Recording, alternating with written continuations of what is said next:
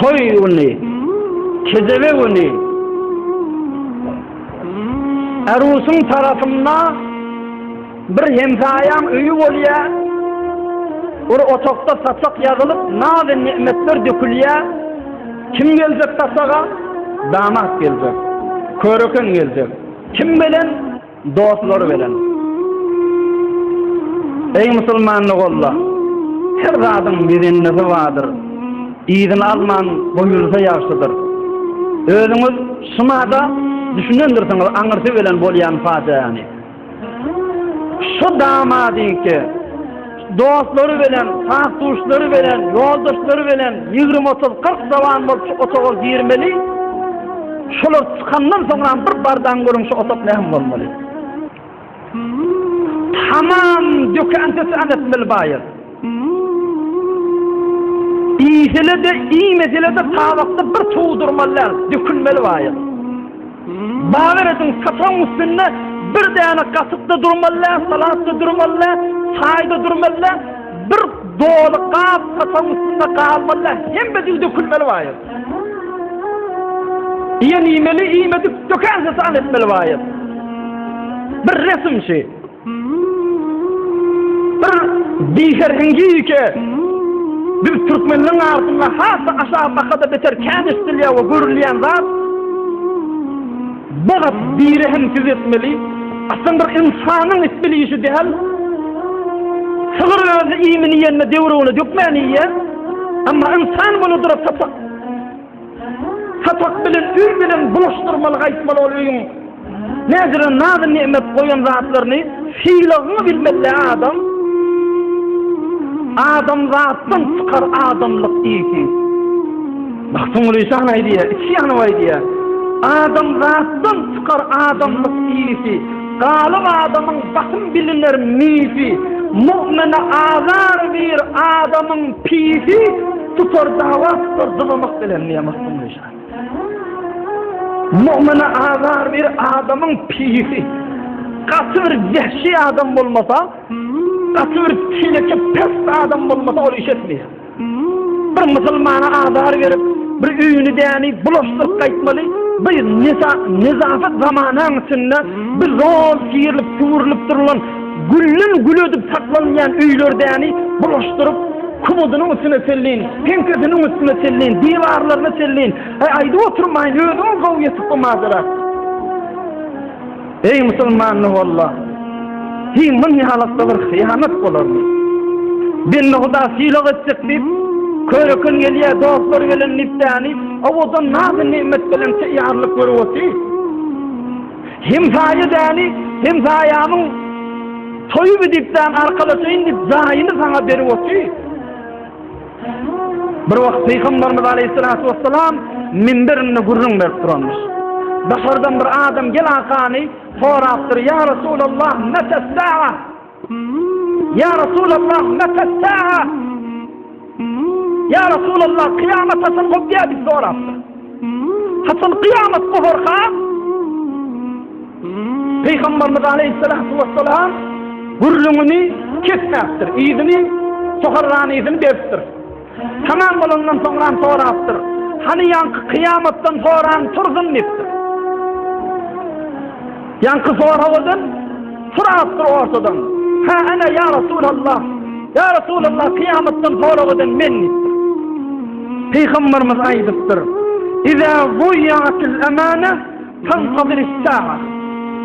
İza zuyyatil emane, tantadir sa'a. El hadis, ravahul İmam Bukhari. Peygamberimiz aydıptır.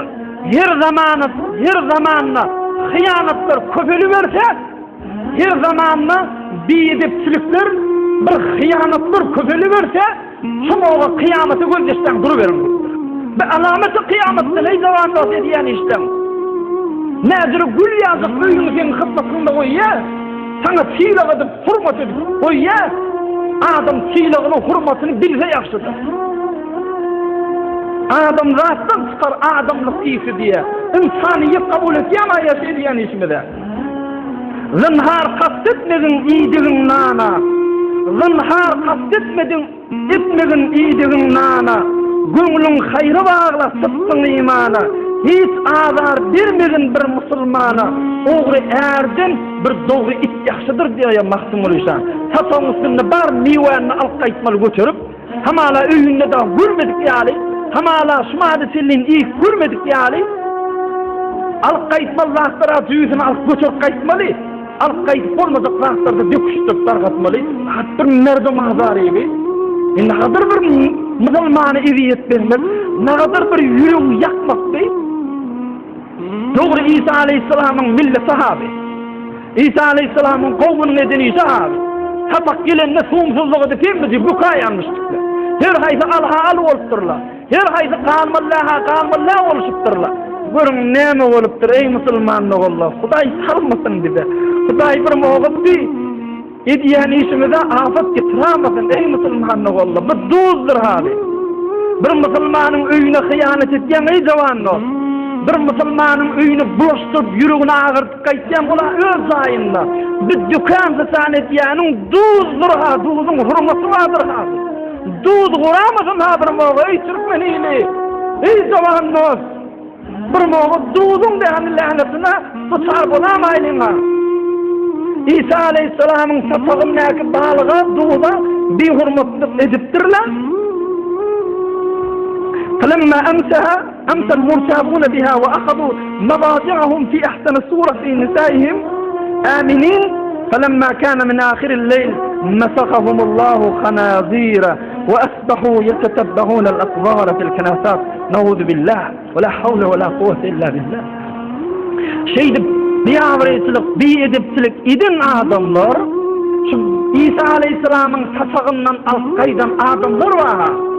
Gizi öz zenan oğlunu soğunun ağzına, ey keyvedip kellelerini köpçekte koyup yatıptırlar, ertiyor domuz olturtlar. Hudaý saklasın, la havle ve la kuvvete illa billah. Hazır hiç bir ummata berilmedik azap, evvelin berilen ummat Hazreti İsa aleyhissalamın kavmi ki domuza sittil olturlar. Ve ertizi turallarına domuz vardır, layık okur habanısını gidip veriyor. Ola da bağışlan, öz geçşuyi hafa tuvaletlerinin içinden çıkıptırlar, örlettirler. Şoň sinne gezip hafaň bulaşıp uladı. Oşondan soňramda tasak ýygnalyp da gelmez. Nädirek näde nemet gelip oty? Hop jawanlar, hani şu ummatda görmedin hi? Tasaga şeýle dökän setan edýän, hani doňul bolan ýokmy ýa-ni? Sirati kender wujudat qalabat hem baran tefsir hasrat vazibat. Şu dünýede bir vahşi heywan ýalyp bol tasaga dogulup dökän setan etdiňmi? Kıyamet gününe vahşi heywan kemin turmaly dennipdi. Mevlana aýdýar. Zanke haşre hasedan ruze gazan biguman der sureti gurgan konan. Şu dünýede vahşi heywan ýalyp bol Allah'ın nimetini duzun kadrini bilmedik adamlar kıyamet günü göz bol turmaly. Müzik şagat bol turmaly. Haşr furhas hasro خط مردار خار صورت خوکی بود روز شمار. şu dünyada şudur biyedip edip şudur qalmalardan gürümsüzlük etýän şu halal haram qarıp Allah'ın sapağını biyedip etýän adamlar kıyamet günü doňuz bolup turmalylar. Doğru Mevlana aýdýan kepler. Ey musulmanlar wallah. Şu resmi iki adam daýawdyrsa başarýar. Bir ey mücerret dost, hadir toy etmektirsin. Hiç bir dostun toyunna şey iş etme. Ki dostun sen toyunda etmesin şimdi. Ey mücerret hadir toy etmedik dost. Hiç bir dostun toyunna şey iş etme. Şu melekeden daşarda otur. Ta toyunda, sen de toyunda şey iş edilmesin. Ve ey toy edilip mutahil olan dost. Ay men toyumda bundan beter etdiler. Men de mun däni ayıp. Şoň öýdi ýalyk etmeli taýan men de görmeliyim. Sen Hudaý üçin git. Sen toyuňda şu işi edipdirler. Hudaý üçin git.